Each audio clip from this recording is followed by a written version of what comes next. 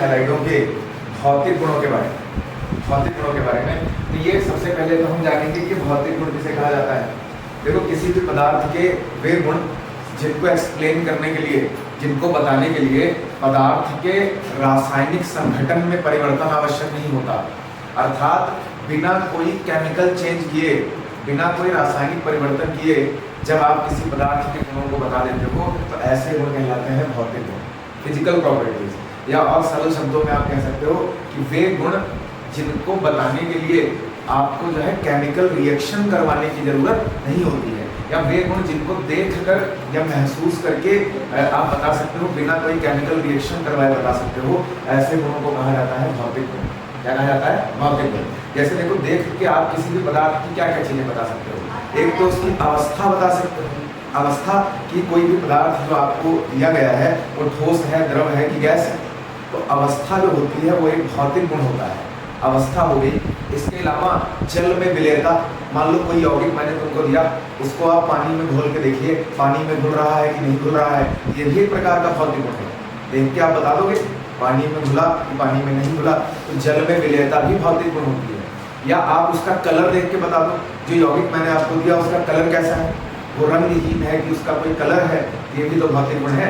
आप उसकी गंध बता दो, गंध यानी उससे स्मेल कैसी आ रही है, स्वीट स्मेल है कि पंजेंट स्मेल है। तो इस तरह से जो है आप आराम से जो है गंध के को देख के भी बता सकते हो, महसूस करके बता सकते हो। तो ये सारे होते हैं भौतिक गुण। इसके अलावा क्वथनांक, हिमांक, है ना, ये सारे भी आपके क्या होते हैं? भौतिक गुण होते हैं। गलनांक, तो ये क्वथनांक का मतलब जिस पर कोई चीज़ उबल जाए, तो क्वथनांक भी किसी भी पदार्थ का भौतिक गुण होता है। मान लीजिए मैंने तुमको कोई पदार्थ दे दिया, आप उसको उबाल के देखिए, गैस पे ले जा करके गर्म करिए, हीट करोगे जब आप, जिस टेम्परेचर पर वो उबलने लगेगा उसी को बोलेंगे क्वथनांक। तो क्वथनांक भी एक भौतिक गुण होता है। मान लो मैंने तुमको कोई ठोस दे दिया, उसको आप गर्म करो, तो गर्म करने पर वह जिस टेम्परेचर पे गल जाएगा वो गलनांक होता है। तो गलनांक भी भौतिक गुण होता है। और एक होता है घनत्व, घनत्व भी भौतिक गुण होता है। घनत्व का मतलब आप जानते हो, घनत्व बराबर होता है द्रव्यमान बटे आयतन, यानी किसी निश्चित स्थान में कितने कणों की संख्या मौजूद है वही घनत्व कहलाता है। अगर मान लीजिए मैंने तुमको इतना बड़ा कोई धातु का टुकड़ा दे दिया है ना, तो उस धातु के टुकड़े में कितने कण मौजूद हैं यही उसका घनत्व हो जाएगा। जैसे मान लो मैंने तुमको 1 किलो रुई दे दी और 1 किलो मैंने तुमको लोहा दे दिया, तो किसका घनत्व ज़्यादा होगा? लोहे का, क्योंकि लोहे में कम स्पेस में ज़्यादा कण रहेंगे और रुई में, कॉटन में ज़्यादा स्पेस में कम कण रहेंगे। जब कम जगह में ज़्यादा कण मौजूद हो तो घनत्व ज़्यादा होता है। तो ये सारे होते हैं भौतिक गुण। तो हम आज हेलो एल्केनो या एल्किल हैलाइडों के भौतिक गुणों के बारे में बात करने वाले हैं। तो भौतिक गुण कौन कौन से होते हैं? देखो, सबसे पहले भौतिक गुण के बारे में हम बात करेंगे। भौतिक गुणों में सबसे पहला गुण जो होगा वो हमारी होने वाली है अवस्था। भौतिक गुणों में पहला कौन सा होने वाला है? अवस्था। अवस्था। दूसरा हम देखने वाले हैं, दूसरा होगा क्वथनांक, क्वथनांक। तीसरा होगी जल में विलेयता, जल में विलेयता, जल में विलेयता। चौथा होने वाली है गंध, गंध। एक तो मुख्य रूप से इन 4 प्रकार के भौतिक गुणों के बारे में हम लोग बात करने वाले हैं। तो सबसे पहला जो भौतिक गुण है वो होती है अवस्था। अवस्था, जिसको स्टेट बोला जाता है। जैसे देखो, अवस्था में हम ये चेक करते हैं कि जो यौगिक हमें दिया गया है वो ठोस है, द्रव है कि गैस है। और आप पढ़ रहे हो एल्किल हैलाइडों के गुण, तो आपको पता है एल्किल हैलाइड तो बहुत तरह का हो सकता है। जैसे देखो, अवस्था में अगर मैं बात करता हूँ, अवस्था, अवस्था, तो अवस्था में हम बात करने वाले हैं एल्किल हैलाइडों की अवस्था के बारे में। अब आपको पता है एल्किल हैलाइड बहुत तरह का हो सकता है। आप R को बदल के और X को बदल के बहुत तरह का एल्किल हैलाइड ले सकते हो। जैसे देखो, पहला एग्जांपल, जब आप R की जगह मैथिल लगा दोगे CH3 और X की जगह मान लीजिए आपने Cl लगा दिया, तो इसको बोलेंगे मैथिल क्लोराइड या क्लोरोमेथेन। दूसरा, जब आप R की जगह क्या लगा दोगे? एथिल, एथिल मतलब CH3CH2, CH3CH2 और यहाँ पे Cl लगा दिया, एथिल क्लोराइड। आप R की जगह जो है प्रोपिल लगा दो, ब्यूटिल लगा दो। आप R को चेंज कर करके बहुत तरह का हेलो एल्केन लिख सकते हो, नहीं लिख सकते हो। तीसरा, मान लीजिए मैंने Cl की जगह मान लो यहाँ पे ब्रोमीन ले लिया, CH3Br, इसको बोलते हैं मैथिल ब्रोमाइड। अगला देखो, मैंने यहाँ पे CH3CH2Br ले लिया, इसको बोलोगे एथिल ब्रोमाइड। बताओ, ये चारों मोनो हेलो एल्केन है, मोनो हेलो एल्केन। इनमें मैंने क्या किया, एक हैलोजन लगाया, यहाँ एक हैलोजन लगाया, यहाँ एक हैलोजन, यहाँ एक हैलोजन। ये चारों मोनो हैलो एल्केन हैं जिनको हम एल्किल हैलाइडों के नाम से भी जानते हैं। तो देखो अब इसमें एक कार्बन आ रहा है, इसमें दो कार्बन आ रहे हैं, इसमें एक कार्बन, इसमें दो कार्बन। वे एल्किल हैलाइड जिनमें जो है एक से लेकर लगभग 4 तक कार्बन होते हैं। एक से लेकर कितने तक कार्बन? 4 तक कार्बन होते हैं। जैसे इसमें कितने कार्बन है? एक कार्बन, इसमें दो कार्बन, इसमें एक कार्बन, इसमें दो कार्बन। तो Maithil chloride, ethyl chloride, Maithil bromide और एथिल ब्रोमाइड, ये चारों रूम टेम्परेचर पर 25 डिग्री सेल्सियस ताप पर, जब आप इनको गर्म नहीं करोगे, 25 डिग्री सेल्सियस टेम्परेचर पर ये चारों होती हैं रंगहीन गैसें। क्या होती हैं? रंगहीन गैसें होती हैं। तो इन चारों की अवस्था कैसी होती है? गैस है, गैस होती हैं। तो ये चारों जो है गैसीय अवस्था में पाए जाने वाले एल्किल हैलाइड होते हैं। तो बताओ अवस्था क्लियर हुई? तो इन चारों की अवस्था होती है गैस। अब जैसे जैसे एल्किल हैलाइडों में कार्बन की संख्या बढ़ती है, बताओ इनमें केवल एक कार्बन या तो दो कार्बन आ रहा है। मान लीजिए मैंने कोई ऐसा एल्किल हैलाइड ले लिया जिनमें 4 से ज्यादा कार्बन आते हैं। यहाँ पे मैं देता हूँ ऐसे एल्किल हैलाइड जिनमें लगभग 4 से लेकर 15 तक कार्बन होते हैं। 4 से लेकर कितने तक कार्बन? 15 तक कार्बन होते हैं। वो आपके होते हैं जनरली लिक्विड। ऐसे होते हैं लिक्विड। और वे एल्किल हैलाइड जिनमें 1 से लेकर लगभग 3 तक कार्बन होते हैं वो होती है गैस। क्या होती है? गैस। समझे? अब बताओ इसमें एक कार्बन आ रहा था, इसमें दो आ रहे थे और इसमें भी दो आ रहे थे, तो बताओ ये सारी गैसें हो जाएंगी। और ऐसे एल्किल हैलाइड जिनमें कितने तक कार्बन? 4 से लेकर लगभग 15 तक कार्बन आएगा, उसको क्या बोलोगे आप? लिक्विड फॉर्म में मिलेगा। वो पानी के जैसे दिखने वाला द्रव होगा। समझे? और वे एल्किल हैलाइड जिनमें 15 से ज्यादा कार्बन आएंगे, 15 से ज्यादा कार्बन।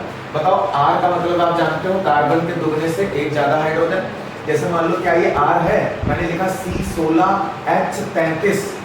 बताओ C16H33 एक एल्किल है, कार्बन के दुगने से एक ज्यादा हाइड्रोजन आ रही है, वही तो R होता है, कार्बन के दुगने से एक ज्यादा हाइड्रोजन। और इसके साथ X के जगह मान लो मैंने I लगा दिया, I। अब देखो ये ऐसा एल्किल हैलाइड है जिसमें 15 से ज्यादा कार्बन आ गए और इसका एक नाम भी है, इसको बोलते हैं सिटाइल आयोडाइड। क्या बोलते हैं इसको? Cetyl iodide. तो ये जो सिटाइल आयोडाइड होता है ये जनरली होता है ठोस। क्या होता है? ठोस। तो ये आपको समझ में आ गया होगा कि जो एल्किल हैलाइड होते हैं, निम्न एल्किल हैलाइड जिनमें 1 से लेकर 3 तक कार्बन पाए जाते हैं वो होती हैं रंगहीन गैसें। वे एल्किल हैलाइड जिनमें 4 से लेकर 15 तक कार्बन होते हैं वो जनरली होते हैं लिक्विड। क्या होते हैं? और वे एल्किल हैलाइड जिनमें 15 से भी अधिक कार्बन पाए जाते हैं वो होते हैं ठोस। जैसे ये एग्जांपल है सिटाइल आयोडाइड के, कमरे के ताप पर ठोस अवस्था में पाया जाता है। बताओ बात समझ आई? ये है एल्किल हैलाइडों की अवस्था, एल्किल हैलाइडों की अवस्था। अब देखो वे एल्किल हैलाइड जिनमें ब्रांचिंग होती है, बताओ ये भी एल्किल हैलाइड है। बताओ इसमें कितने कार्बन आ गए हैं? CH3, CH3, यहाँ पे CH3 और यहाँ पे मैंने लगा दिया I। अब बताओ ये 3 डिग्री का एल्किल हैलाइड है और इसमें कितने कार्बन आ रहे हैं? 4 कार्बन आ रहे हैं। और मैंने यहाँ पे बताया जिनमें 4 से लेकर 15 तक कार्बन आते हैं वो जनरली होते हैं लिक्विड, द्रव होते हैं। तो इसको द्रव होना चाहिए, बट ये द्रव नहीं है, ये भी कैसा होता है? गैस होती है, गैस। ये टर्शियरी ब्यूटिल आयोडाइड एक गैस है। क्यों? जब किसी एल्किल हैलाइड में ब्रांचिंग आ जाए, ब्रांचिंग आ जाने की वजह से इसका सरफेस एरिया कम हो जाता है। सरफेस एरिया कम हो जाएगा। अगर यही चारों कार्बन लाइन से लगे हैं तो सरफेस एरिया, पृष्ठ सतही क्षेत्रफल जो होगा वो ज्यादा होगा। लेकिन जब ब्रांचिंग आ जाएगी तो इसके अंदर जो मॉलिक्यूलर फोर्स मिल रहा है, जो आपके आकर्षण बल मिल रहे हैं वो कमजोर हो जाएंगे। और आकर्षण बल जब वीक हो जाएगा, आकर्षण बल कमजोर हो जाएगा तो गैसियस स्टेट में चला जाएगा। समझे बात को? तो कहने का मतलब ये है कि वे एल्किल हैलाइड जिनमें ब्रांचिंग होती है, जिनमें सारे कार्बन लाइन से नहीं लगे होते, ब्रांचिंग पाई जाती है, वो जनरली गैसियस स्टेट में या लिक्विड स्टेट में रहना पसंद करते हैं। अब जैसे मान लीजिए 16 कार्बन वाला एल्किल हैलाइड है, अभी मैं 16 कार्बन ऐसे ब्रांच वाइज लगाने लगूं तो सॉलिड ना होकर के वो भी लिक्विड या गैसियस फॉर्म में जाना चाहेगा। समझ गए? क्योंकि जब आपके कार्बन चेन में ब्रांचिंग हो जाएगी तो वहां पे क्या होगा, जो फोर्स ऑफ अट्रैक्शन है, जो मॉलिक्यूलर फोर्स है, जो है किसी भी पदार्थ की अवस्था के लिए उत्तरदायी हो, कमजोर हो जाएंगे। जो आपके मॉलिक्यूलर फोर्स है कमजोर हो जाएंगे, इसलिए वो एल्किल हैलाइड जिसमें ब्रांचिंग मिलेगी वो या तो गैसियस स्टेट में रहना चाहेगा और या तो लिक्विड स्टेट में द्रव अवस्था में रहना चाहेगा, वो जो है सॉलिड नहीं बनाना चाहेगा। समझ गए बात को? तो ये पहला रासायनिक गुण था एल्किल हैलाइडों का, जो थी अवस्था। तो अवस्था में आपको इतना ही ध्यान रखना है, निम्न अणुभार वाले एल्किल हैलाइड जिनमें 1 से लेकर 3 तक लगभग कार्बन आते हैं वो आपकी गैसियस अवस्था में पाए जाते हैं।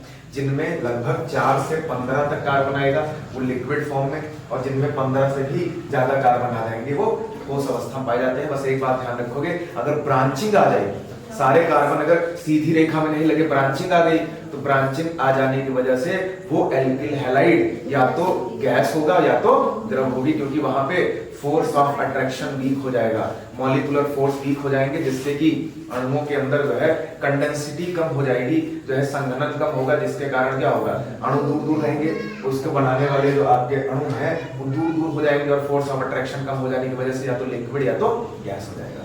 समझिए बात को? देख, पहला गुण हमारा हो गया अवस्था। अब आइए दूसरे गुण के बारे में बात करते हैं, क्वथनांक। दूसरा इंपॉर्टेंट गुण है क्वथनांक। क्वथनांक, क्वथनांक को अंग्रेजी बोलोगे बॉइलिंग पॉइंट, बॉइलिंग। क्वथनांक क्या होता है? क्वथनांक का मतलब होता है वह तापमान जिस पर कोई द्रव उबलने लगता है उसे बोला जाता है क्वथनांक। क्या बोला जाता है? क्वथनांक। तो अगर मैं एल्किल हैलाइडों के क्वथनांक की बात करता हूं, तो एल्किल हैलाइडों का जो क्वथनांक होता है, एल्किल हैलाइड क्या होता है? RX टाइप के होते हैं, RX एल्किल हैलाइड। तो इनका जो क्वथनांक होता है वो एल्केनों के क्वथनांक से उच्च होता है। एल्केन क्या होती है? एल्केन मतलब R के साथ हाइड्रोजन, अरे एल्किल में दोबारा हाइड्रोजन जोड़ दूंगा तो एल्केन बन जाएगी एल्केन, और अगर मैं R के साथ X जोड़ दूंगा तो ये होगा हेलो एल्केन, हेलो एल्केन। तो अगर मैं क्वथनांक के बारे में बात करूं तो एल्किल हैलाइडों का जो क्वथनांक होता है वो समान अणुभार वाले एल्केनों से ज्यादा होता है। जैसे एग्जांपल के तौर पे, जैसे देखो यहाँ पे मैंने मान लीजिए मैंने 2 कार्बन वाली एल्केन ले ली, CH3 सिंगल बॉन्ड CH3, इसको बोलेंगे एथेन। क्या बोलेंगे इसको? एथेन। कार्बन के दुगने से 2 ज्यादा हाइड्रोजन, 2 कार्बन वाली एल्केन एथेन। और अगर मैं 2 कार्बन वाला ही एल्किल हैलाइड ले लूं, ये ले लिया मैंने CH3 CH2 और यहाँ पे मैंने ले लिया Cl लगा दिया, इसको तुम बोलोगे एथिल क्लोराइड। क्या बोलोगे? Ethyl chloride, ethyl chloride. अब क्वेश्चन ये है कि इसमें भी 2 कार्बन आ रहे हैं, इसमें भी 2 कार्बन आ रहे हैं, अब ये एक एल्केन है और ये एक हेलो एल्केन है, तो इन दोनों में किसका क्वथनांक ज्यादा होगा? तो उसका बड़ा सिंपल सा आंसर है, इसका एल्किल हैलाइडों का क्वथनांक एल्केन के क्वथनांक से ज्यादा होता है। यानी अगर आप इन दोनों को उबालोगे तो ये बड़ी जल्दी उबल जाएगा, और इसको उबालने के लिए थोड़ा सा तुमको ज्यादा टेम्परेचर रखना पड़ेगा, तब ये उबलना शुरू करेगा। ऐसा क्यों है? ऐसा इसलिए है क्योंकि यहाँ पर एल्किल हैलाइड में कार्बन हैलोजन बॉन्ड मौजूद है, कार्बन हैलोजन बॉन्ड मौजूद है। या इसको समझने के लिए मैं RX का एग्जांपल ले लेता हूँ। RX बताओ, R और X में X इलेक्ट्रॉन खींच लेगा R के, क्योंकि इलेक्ट्रोनेगेटिविटी X की ज्यादा होगी, हैलोजन की विद्युत ऋणात्मकता ज्यादा होगी, इस बॉन्ड के दोनों इलेक्ट्रॉन X ले लेगा, X पे माइनस आ जाएगा, R पे क्या आ जाएगा? प्लस आ जाएगा। अब ये बॉन्ड जो है पोलर बॉन्ड है, पॉजिटिव नेगेटिव चार्ज यहाँ पे आ गया है। क्या एल्केन में ऐसी व्यवस्था है? एल्केन में बॉन्ड में पोलैरिटी नहीं होती, जबकि हेलो एल्केन में पोलैरिटी है बॉन्ड में। अब होगा क्या, ये जो पहला वाला हेलो एल्केन का अणु है ये दूसरे वाले हेलो एल्केन के अणु से जो है आपका बॉन्ड बनाएगा, क्योंकि दूसरे वाले हेलो एल्केन में हैलोजन के पास 3-3 लोन पेयर होंगे। अब हैलोजन जो होगा दूसरा वाला एल्किल हैलाइड का अणु अपना एक लोन पेयर दे करके क्या करेगा? R के साथ बॉन्ड बनाएगा, R के साथ बॉन्ड बनाएगा। इसको इधर दिखाते हैं, जैसे एक एल्किल हैलाइड आगे लिखा, एक यहाँ पे लिख दिया पीछे। अब यहाँ पे हैलोजन के पास 3-3 लोन पेयर, अब ये वाली हैलोजन अपना एक लोन पेयर इस R को दे करके कनेक्ट हो जाएगी, बॉन्ड बना लेगी, और ये जो बॉन्ड बना है इसके कारण 2 RX के अणु आपस में जुड़ जाएंगे। इसी तरह से एक और RX यहाँ पे जब लाओगे RX, तो फिर यहाँ पे X R के इलेक्ट्रॉन ले लेगा, X पे माइनस R पे प्लस, और फिर ये हैलोजन R को अपना लोन पेयर दे करके कनेक्ट हो जाएगा। तो इस तरह से आप देखोगे बहुत सारे RX के अणु आपस में जुड़ करके एक चेन बना देंगे, एक श्रृंखला बना देंगे, जबकि एल्केन में ये व्यवस्था नहीं है। अगर तुमको इसको उबालना है तो आपको इसकी चेन तोड़नी पड़ेगी, ज्यादा बॉन्ड तोड़ने पड़ेंगे, इसलिए इसका जो क्वथनांक होगा वो एल्केनों के क्वथनांक से ज्यादा हो जाएगा। समझे बात को? तो ये इंपॉर्टेंट है, आपसे पूछा जा सकता है भौतिक गुणों में कि कारण बताइए जो एल्किल हैलाइड होते हैं इनका क्वथनांक एल्केनों के क्वथनांक से ज्यादा होता है। तो आप बताओगे कि एल्किल हैलाइडों का क्वथनांक एल्केनों के क्वथनांक से इसलिए ज्यादा होता है क्योंकि इनके बीच में अंतरा आणविक आकर्षण पाया जाता है। एक हेलोएल्केन का अणु दूसरे हेलोएल्केन के अणु से आपस में बॉन्डिंग करके जुड़ जाता है, और ये जो बॉन्ड बन रहे हैं ये बड़े मजबूत बॉन्ड तो नहीं है लेकिन कमजोर बॉन्ड है। इस बॉन्ड को बोला जाता है dipole dipole interaction, dipole dipole आकर्षण, क्योंकि यहाँ पे पॉजिटिव नेगेटिव चार्ज जनरेट हुआ है। आपको पता है जब कहीं पे प्लस माइनस चार्ज उत्पन्न हो जाए तो वहां पे दो ध्रुव उत्पन्न हो जाता है, डाइपोल। तो यहाँ पे एक डाइपोल इसमें है, एक डाइपोल इसमें है, तो डाइपोल डाइपोल के बीच में जब आकर्षण हो जाता है तो उसको बोलते हैं डाइपोल डाइपोल इंटरेक्शन। तो डाइपोल डाइपोल आकर्षण हो जाने के कारण जो एल्किल हैलाइड होते हैं उनका क्वथनांक एल्केनों के क्वथनांक से उच्च हो जाता है। बात समझ में आ गई? तो क्वथनांक की तुलना हमने कर ली एल्केनों के क्वथनांक के साथ एल्किल हैलाइड के क्वथनांक की तुलना। अगर मैं एल्किल हैलाइडों के क्वथनांक की तुलना करूं तो आपको पता है एल्किल हैलाइड चार तरह का होता है, चार तरह का। एक होता है आपका, ये लिखा है ये चार, एक आर है, एक आर सीएल, एक आर बीआर और एक आर है।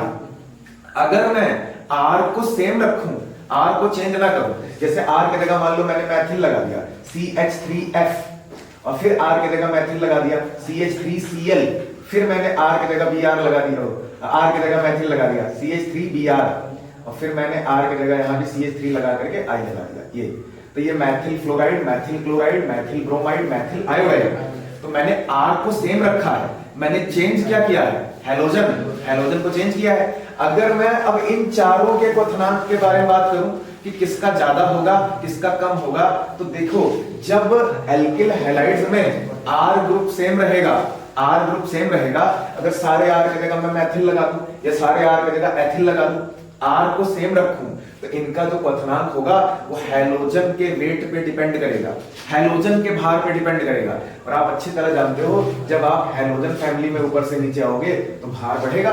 सबसे ज्यादा भारी कौन सा हैलोजन होगा? आयोडीन होगा ना।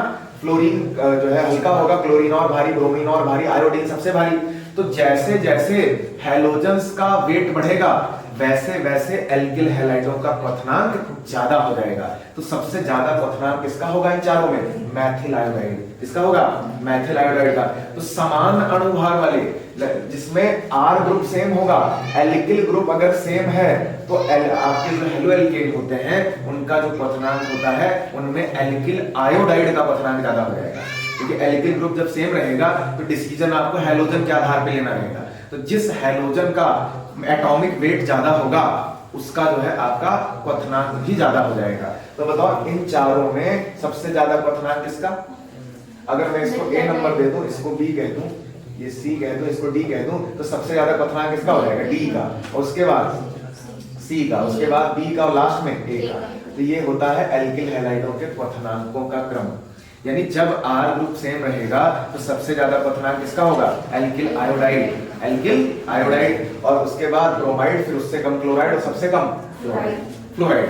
लेकिन अगर आप आर को चेंज करते हो, तो जैसे मान लीजिए यहाँ पे मैंने आपका पहला एग्जांपल मैंने लिया एथिल क्लोराइड ले लिया, मान लो CH3CH2Cl। कितने कार्बन है एथिल क्लोराइड में? 2 कार्बन।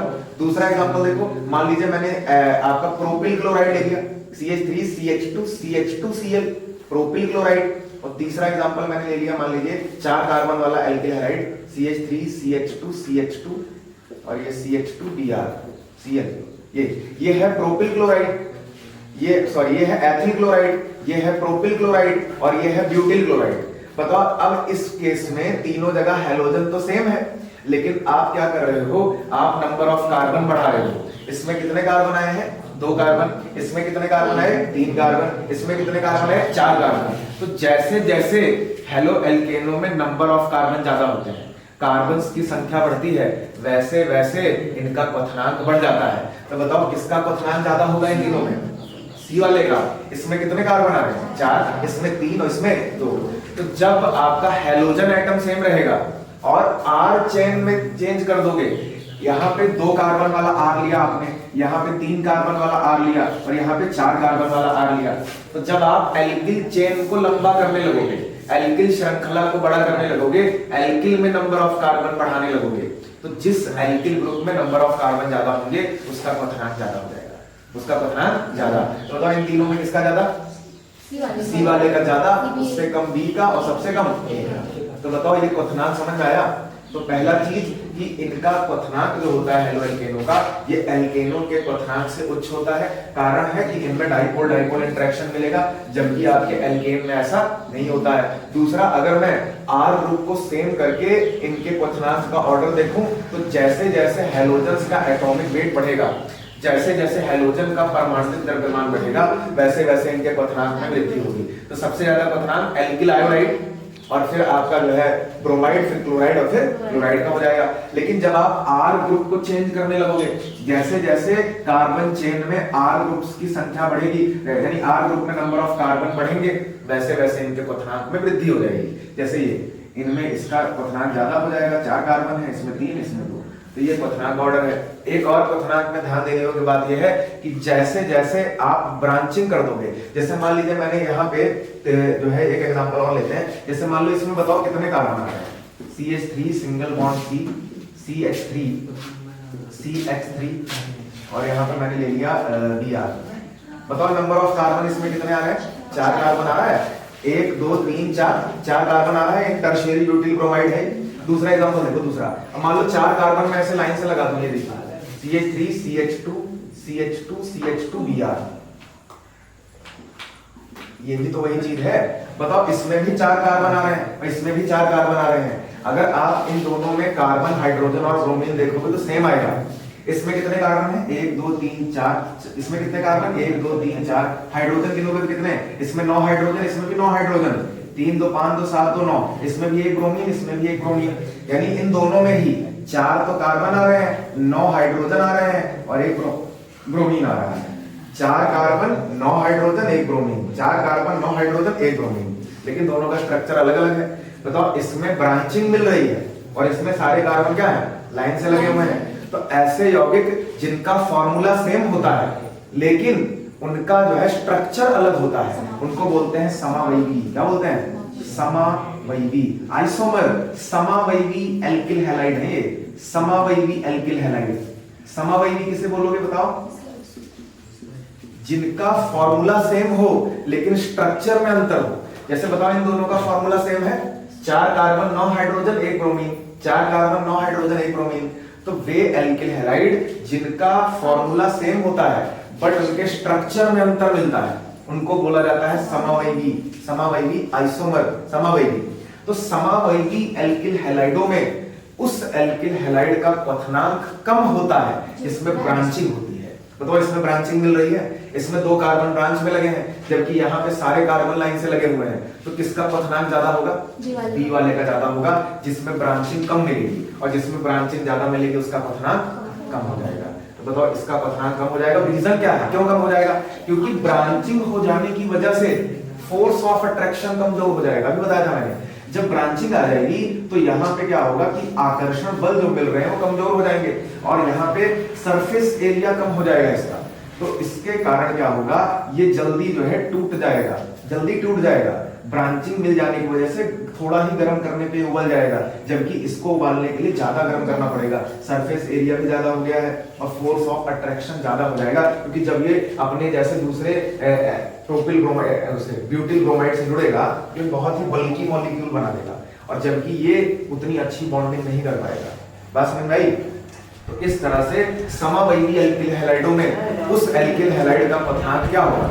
उस एल्किल हैलाइड का क्वथनांक कम होगा जिसमें ब्रांचिंग मिलेगी। तो बताओ इसका ज्यादा हो जाएगा, इसका कम। तो यहाँ पे B इज ग्रेटर देन क्या हो जाएगा? ये हो गया क्वथनांक के बारे में, सारी बातें हो गई। तो क्वथनांक का मतलब क्या होता है? ऐसा टेम्परेचर जिसमें क्या होता है? ऐसा टेम्परेचर जिस पर कोई द्रव उबलता है वो क्वथनांक कहलाता है। और एल्किल हैलाइडों के क्वथनांकों में इनका क्वथनांक एल्केनों के क्वथनांक से ज्यादा होता है, क्योंकि इनमें डाइपोल डाइपोल इंटरेक्शन देखने को मिलता है। और जबकि अगर मैं जो है नंबर ऑफ कार्बन सेम रखूंगा एल्किल ग्रुप में, तो आप इनके क्वथनांकों का ऑर्डर देखोगे तो आयोडाइड वाले का ज्यादा हो जाएगा, फिर ब्रोमाइड, फिर क्लोराइड, फिर फ्लोराइड, और उसके बाद अगर मैं आर ग्रुप को चेंज करूंगा तो जिस आर ग्रुप में नंबर ऑफ कार्बन ज्यादा आएंगे उसका क्वथनांक ज्यादा होगा। और अगर मैं ब्रांचिंग वाले की बात करता हूं, अगर दो ऐसे एल्किल हैलाइड दे दूं जिनमें नंबर ऑफ कार्बन और हैलोजन एटम्स सेम हो, तो वहां पे क्या होगा, जिसमें ब्रांचिंग आएगी उसका क्वथनांक कम हो जाएगा, और जिसमें सारे कार्बन एक चेन में लगे रहेंगे, सीधी श्रृंखला में लगे रहेंगे, उसका ज्यादा हो जाएगा। तो ये है एल्किल हैलाइडों का क्वथनांक। बताओ, कर लोगे ना आराम से क्वथनांक के बारे में। अब अगर मैं तीसरे गुण के बारे में बात करता हूं, जल में विलेयता। जल में विलेयता, तो जल में विलेयता के बारे में अगर मैं बात करूं, थर्ड है जल में विलेयता।